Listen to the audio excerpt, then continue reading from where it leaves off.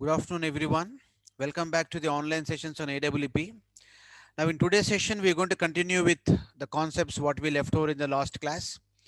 So, we have discussed about array of antennas, various types of arrays of antennas, and now we are reached at a point where we normally going to figure out the electric field at a particular point P. So, we have to find out the electric field at a particular point P. So, this is normally used to find out the electric field at a particular point P and the radiation pattern because of these two antennas in the free space. So these two we have to compulsorily undergo. So in order to undergo with these two things, let us go with this analysis part. So as I was talking to you, the analysis is going to be pretty easy, pretty simple as far as array of antennas are concerned. The reason being is we are simply reducing the size of the array as a point source. The array is reduced as a point source and we are discussing with respect to the point source. So therefore here the first case is going to be a simple basic case where we can consider. First of all, in today's session, we go with this very primitive basic case. We understand very leisurely. Rest of things, everything are going to simply follow the same methodology, same steps, same principles are normally used. So therefore we can just skip many steps in the next topics because all the steps are going to be quite common for all the rest of the other cases. So first case is array with equal amplitude and phases. Now here we are going to consider two point sources at A1 and A2 with currents equal in magnitude and phase. The currents are same in magnitude and same in phase, which are been applied at these 2 points. Now, of course, this is antenna A1, antenna A2 considered as point sources. The input to these antennas is coming from the transmission circuit or a transmitter circuit. The output of transmitter is given to the input of the antenna, and antenna is going to radiate the EM wave into the atmosphere. That is what the basic concept we have. So let us go with that particular concept now. Let us consider that there is a situation where we consider 2 point sources at A1 and A2, and we have to find out the electric field intensity because of these 2 point sources at this point P. If we consider more than 2, what is that we are going to have? We are going to consider the equivalent or resultant effect of the electric fields at this point P due to all these antennas which are connected in the array fashion, Now here we are considering only two arrays. All right. Now these two are simply propagating in this facial direction with the same amplitude. Therefore, the amplitude is same for these two that we have shown over here, right? But only thing is, it is something like one is going to be positive, another one is going to be in a negative direction. That means delayed version we can just consider. Now let us, in order to solve this particular radiation pattern, what we can have is we can consider the angle. This is the horizontal axis known as the ground station. Now we are assuming that the ground station is totally flat. For simplification purpose, we assume the ground station is flat. When the ground station is flat, we can just find out the inclination theta of the radiated signal into the free space. Okay. Now this is the signal which is going to have the maximum directivity, high gain. So imagine that angle is going to be phi. Similarly, you're going to have phi over here. So we have to find out the resultant total phase angle here. And next one is the distance here known as R1. See this distance, radial distance from A1 to the point P is going to be R1. Similarly, this is going to be R2.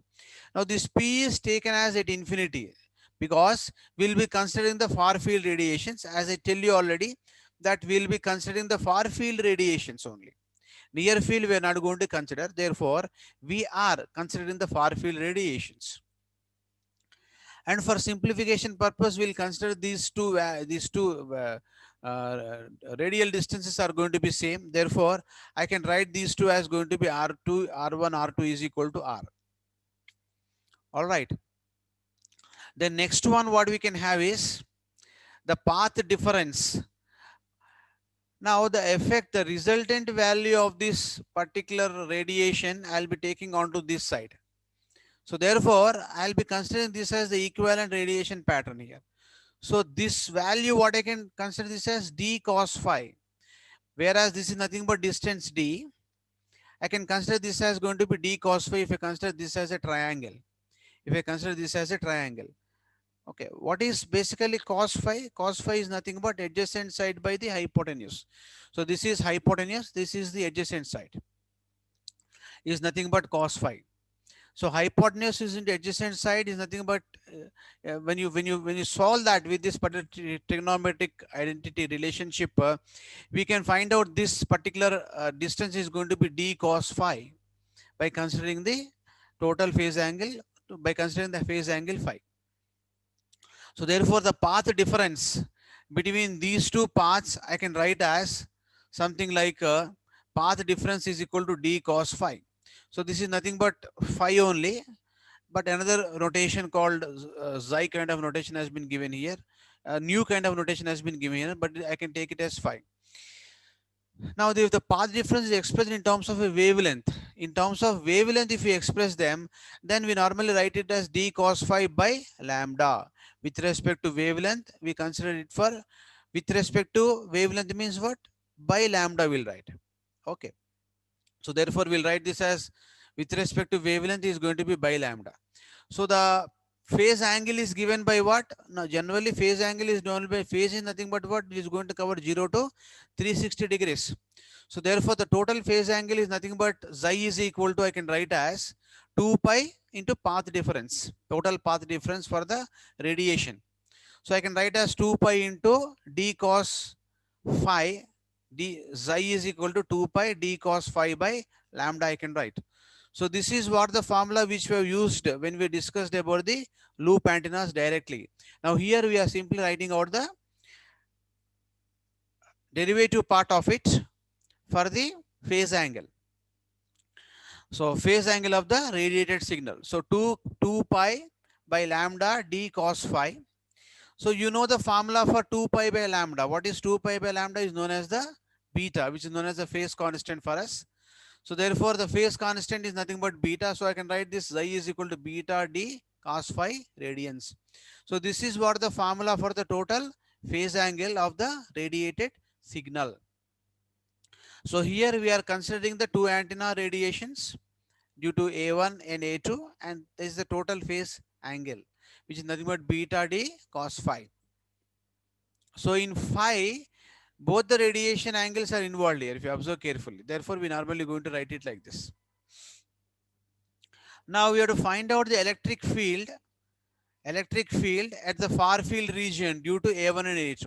So for this, if the phase angle between two fields is beta d cos phi, then the far field component at point P due to the A1 source I can write as equal to E naught into e power minus j xi by 2. Total phase is xi. So now we are assuming that the it is normally following a symmetry in terms of the phase angles. So the phase angle is going to get shared by the two antennas. Therefore, I can write this as xi by 2 instead of just xi, because I am considering only the effect of one antenna.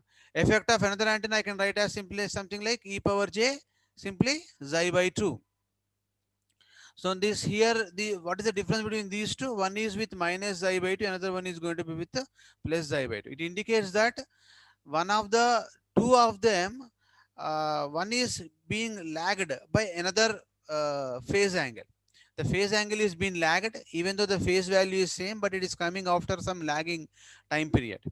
So because of that, we normally going to have this. This is lagged. This E2 is lagged by E1. That is how we can just represent here. Thereby I can just represent electric field is equal to E naught into e power j xi by 2. Now why it is represented in terms of E naught into e power j xi by 2? What is the meaning of e power minus j omega t? E power minus j omega t is known as a complex component.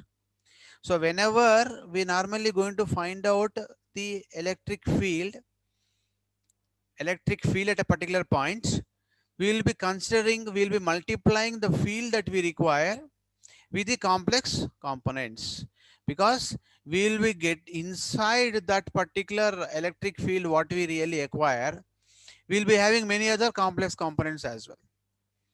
Okay, so that means we have to consider the complex components, because in the free space, so many noise signals are also going to get added to the actual electric field component. So we have to consider the every electric field component in this particular phase angle, phase direction.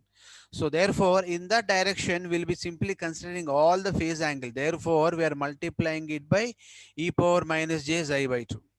If you are not going to consider the complex components, only real values we really going to consider, then we need not go with the j component. Then if we really consider that, what is e power j theta? It's going to be cos theta plus j sin theta. There is a formula we have.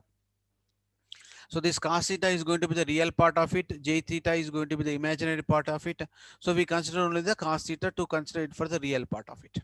So like for that particular reason, we are simply multiplying e naught into e power minus j e power minus j xi by 2, and it is been equated to et e1. Similarly for e2. So thereby I'll be getting the two expressions for the electric field components at a point P due to the point sources A1 and A2. So now I want to find out the resultant electric field. Now we are treating signal as a vector.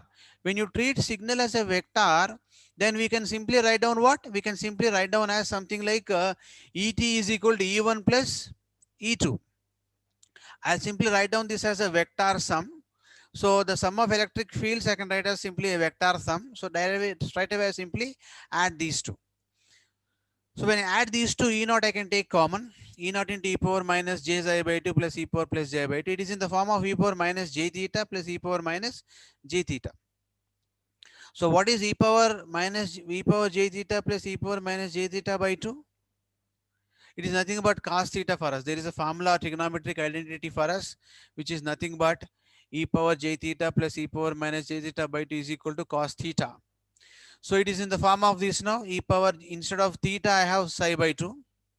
Rest of thing is going to be same, except 2 is not there. So therefore I multiply and divide it by 2. So I multiply and divide by 2 in the above equation to bring this equation in this form, so that I can replace this as a cos theta form. So therefore I can replace this e power minus j xi by 2 plus e power plus j xi by 2 by 2 as a cos xi by 2, which is nothing but the equivalent electric field which we normally going to get at the far point, at the far end, say point P at infinite location. So therefore I can write this Et is equal to 2 into E naught cos xi by 2. Now what is xi? Xi is nothing but beta d cos phi. So therefore the total equation, the overall, the final equation for the electric field, resultant electric field or a total electric field at a far point P is nothing but 2 into E naught cos beta d cos phi by 2. In the exam, if a problem is given of this particular scenario, then straight away you have to use this particular formula. This is what the problem, as I tell you already. If you know the formula, you can straight away substitute the formula and all the parameters will be given to us. Simply substitute all of them in this formula and get the electric field component value. So this is what we normally going to have, which is very important for us. Okay. The next parameter we can find out is nothing but going to be the array factor. So what you have to find out, sometimes he is going to ask us find out the array factor. So array factor is something like a ratio of the magnitude of the resultant field to the magnitude of the maximum field. So therefore ET resultant, ET absolute by ET maximum. What is ET maximum? See, this ET is equal, this is the equation we have got.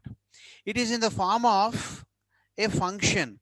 You know what is a function? Function representation is going to be something like, let us suppose if it is a cost function. How I can write a cost function as? Say something like x of t is equal to a cos omega t. I'll write. So what is this a? A is nothing but the maximum amplitude in the cost function.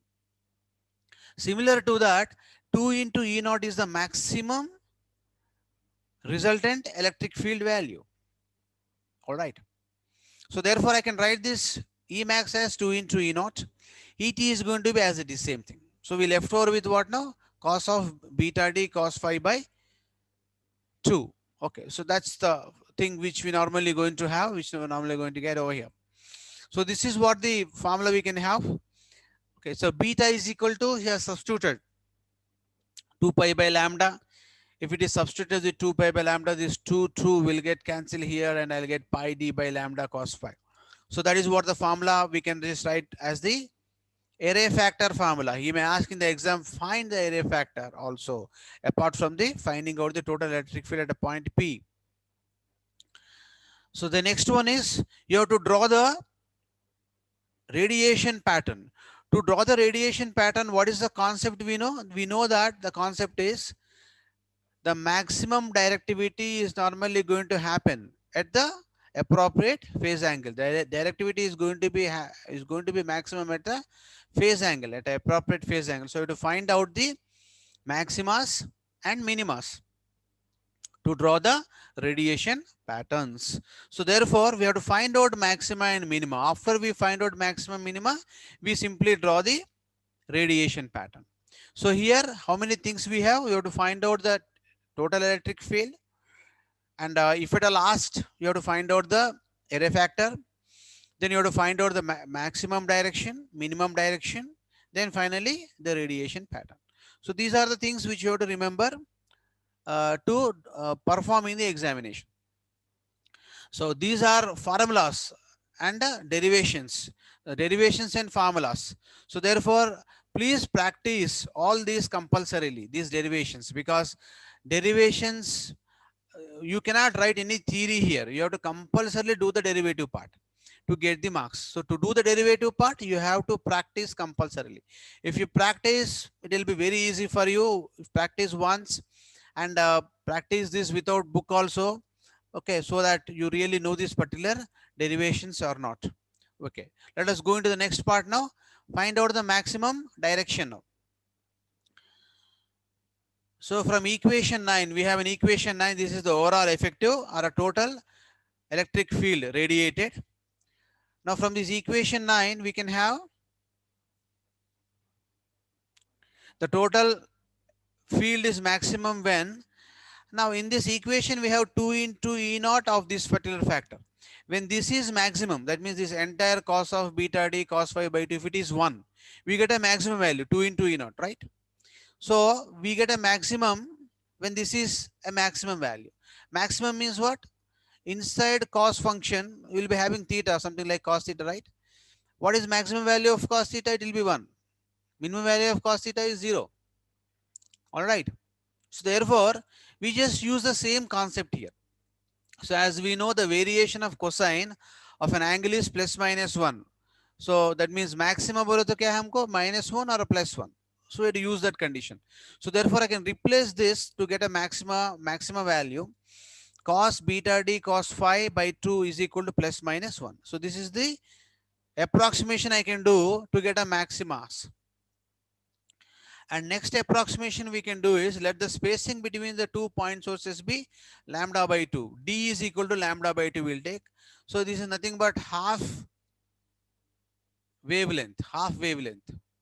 Okay. So the distance between 2 points, if we take as lambda by 2, then substitute D is equal to lambda. Here I have beta D cos phi by 2. In this I have D. So D is equal to lambda by 2 if I take, then I can just simply substitute beta is equal to 2 pi by lambda. Lambda will get cancelled, 2 will get cancelled. And I simply get pi by 2 cos phi is equal to plus minus 1.